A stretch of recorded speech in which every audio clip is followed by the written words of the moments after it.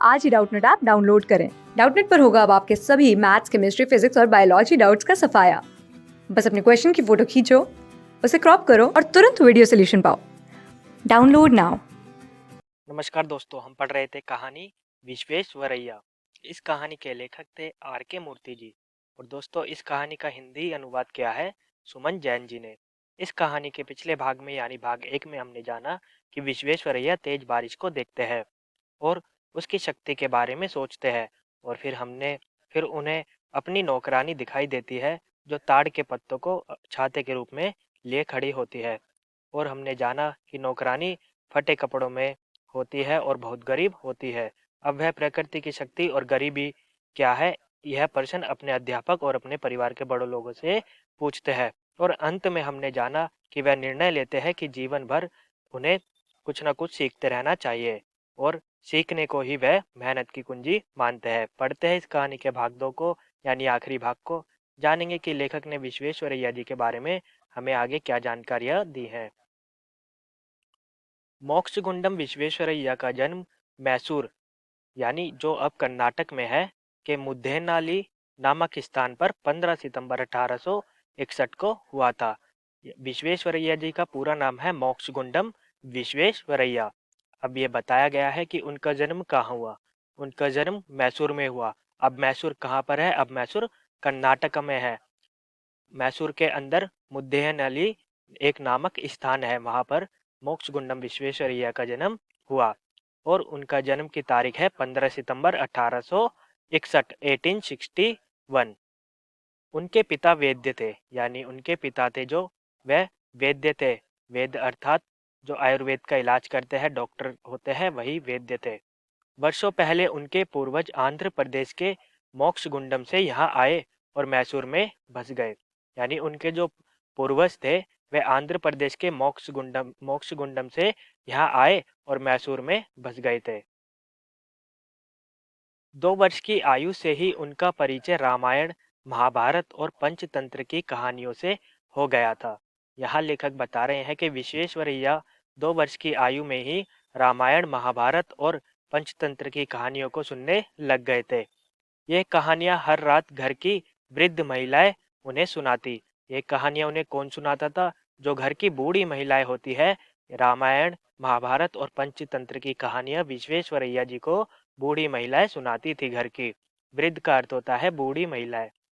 कहानियां शिक्षाप्रद व मनोरंजक थी।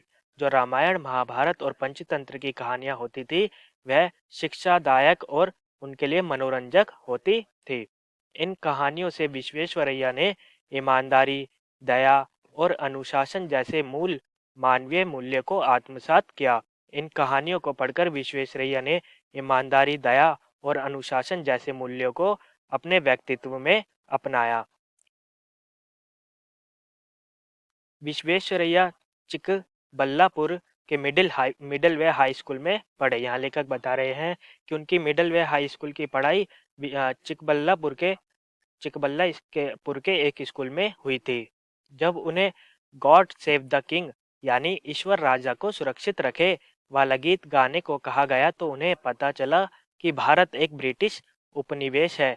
यानी भारत पर किसका राज था? ब्रिटिश का राज था। यानी हम गुलाम थे अंग्रेजों के।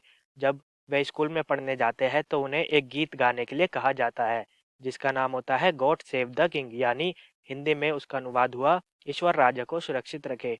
इस गीत को गाने के लिए जब विश्वेश्वरैया को कहा जाता है तब विश्वेश्वरैया को यह समझ आता है कि जो भारत देश है वह ब्रिटिश का गुलाम है, ब्रिटिश देश का गुलाम है। अपने मामलों में भी भारतीयों को कुछ कहने का अधिकार ना था। भारत की अधिकांश संपत्ति विदेशियों ने हड़प ली थी। विश्वेश्वरैया को उस समय समझ में आया कि भारतीय लोग हैं जो उन्हें कुछ कहने का अधिकार नहीं है। यानी अंग्रेज उन्हें उनका शोषण करते भारतीय लोगों का और उनका दमन करते थे। वह आगे बता रहे हैं कि जो भारत की अधिकांश संपत्ति है, ज़्यादातर संपत्ति है, वो विदेशियों ने यानी ब्रिटिश कंपनी ने हड़प ली थी। वे अपने देश में यहाँ की संपत्ति को ले गए थे। क्या उनके घर में काम करने वाली नौकरानी विदेशी शासन के कारण गरीब है? अब वह सोचते हैं कि जो विश्वेश्वरैया के घर में नौकरानी काम करती है वह क्या ब्रिटिश शासन के कारण गरीब है? यह प्रश्न विश्वेश्वरैया के मस्तिष्क में उबड़ता घुमड़ता रहा। इन्हीं गरीबी के प्रश्न को विश्वेश्वरैया अपने दिमाग में सोचते और विचारते रहते हैं। राष्ट्रीयता की चिंगारी जल उठी थी। यानी जब उन्हें पता चला कि ब्रिटिश का राज हमारे देश पर है, तो वह राष्ट्रीयता की चिंगारी यानी वह क्रोधित हो उठते हैं और उनके जीवन में यह अंत समय तक जलती रही। यानी वह राष्ट्रीयता, अपने राष्ट्र की राष्ट्रीयता को बनाए रखने की चिंगारी उनके जीवन में अंतिम अंतिम समय तक जलती रही। विश्वेश्वरैया जब केवल 14 वर्ष के थे, तभी उनके पिता की मृत्यु हो गई। क्या वह अपनी पढ़ाई जारी रखे? इस प्रश्न पर तब विचार विमर्श हुआ, जब उन्होंने अपनी माँ से कहा, अम्मा, क्या मैं बेंगलुरु जा सकता हूँ? यहाँ बताया गया है कि विश्वेश्वरैया जब केवल 14 वर्ष के थे, यानी जब उनकी उम्र केवल 14 साल की थी, तब उनके पिता यानी जो वैद्य थे, उनकी मृत्यु हो जाती है, उनका निधन हो जाता है। अब घर में ये विचार चलता है, यह बातें चलती है कि क्या विश्वेश्वरैया को आगे पढ़ाना चाहिए? क्या उनकी पढ़ाई कंटिन्यू करनी चाहिए?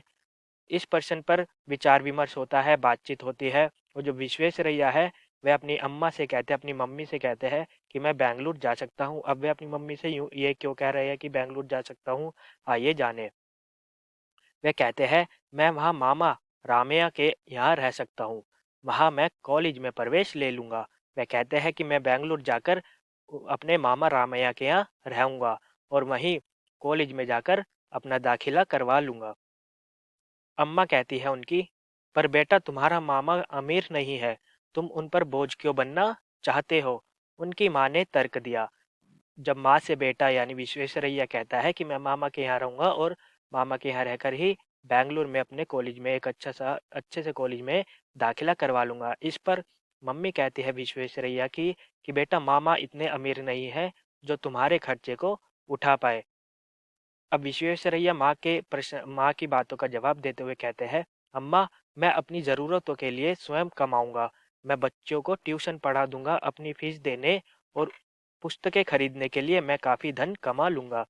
मेरे ख्याल से मेरे पास कुछ पैसे बच भी जाएंगे, जिन्हें मैं मामा को दे दूंगा। विश्वेश्वरैया ने समझाया। यानी विश्वेश्वरैया का यहाँ पर व्यक्तित्व के बारे में बताया गया है कि उनका व्यक्तित्व कितना आत्मविश्वास से भरा हुआ है और कितने स्वाभिमानी है। वे अपनी अम्मा से कहते हैं कि मैं अपनी ज़रूरतों के लिए स्वयं कमाऊंगा, अपनी कमाई खुद करूंगा। मैं कमाने के जरिए क्या अपना सकता हूँ? मैं बच्चों को ट्यूशन पढ़ा सकता हूँ और उनकी फीस से अपने कॉलेज की पुस्तकें खरीदूंगा और काफ़ी धन कमा लूंगा अपनी बच्चों को ट्यूशन पढ़ा पढ़ा के। और वह कहते हैं कि जो पैसा मेरे पास बचेगा वह मामा को दे दूंगा, उनके मेरे रहने का खर्च। उनके पास हर प्रश्न का उत्तर था। समाधान ढूंढने की क्षमता उनके पूरे पूरे जीवन में लगातार विकसित होती रही और इस कारण वह एक व्यवहारिक व्यक्ति बन गए। यानी अब लेखक बताते हैं कि उनके पास हर सवाल का जवाब था, हर सवाल के समाधान, हर समस्या का समाधान वह ढूंढते रहते थे और उनकी क्षमता यानी उनकी शक्ति थी जीवन की, उनके पूरे जीवन में इस तरह की शक्ति लगातार विकसित होती रही समाधान ढूंढने की। और यही कारण है कि वह एक प्रैक्टिकल व्यक्ति बन गए। यह उनके जीवन का सार था और उनका संदेश था, पहले जानो फिर करो। यानी उनके जीवन का सार और उनका जीवन का संदेश यह था लोगों को कि पहले जानो किसी विषय को, फिर कुछ काम करो। बड़े होकर यही विश्वेश्वरैया एक महान इंजीनियर बने। यानी अपनी मेहनत के दम पर, अपने आत्मविश्वास के दम पर और अपनी जिज्ञासा के दम पर वह एक महान इंजीनियर बने। तो दोस्तों, यह थी कहानी विश्वेश्वरैया।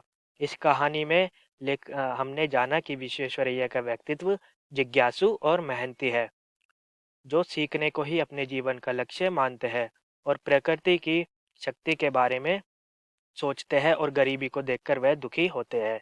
यहाँ उनके आत्मविश्वास के बारे में हमने जाना कि किस प्रकार जब उनके पिता की मृत्यु हो जाती है तो घर वाले उनकी पढ़ाई छुड़वाने की बात करते हैं। तो वह अपनी माँ से कहते हैं कि वह खुद कमाएंगे और उस कमाए हुए पैसों से आगे की पढ़ाई पूरी करेंगे। वह अपनी मेहनत और अपने आत्मविश्वास के बल पर एक महान इंजीनियर बन जाते हैं। तो दोस्तों, यह थी कहानी विश्वेश्वरैया। धन्यवाद। क्लास 6 से 12 से लेके नीट, IIT, जेई मेंस और एडवांस के लेवल तक 10 मिलियन से ज़्यादा स्टूडेंट्स का भरोसा। आज ही डाउनलोड करें डाउटनेट ऐप या व्हाट्सएप कीजिए अपने डाउट्स 8400 400 400 पर।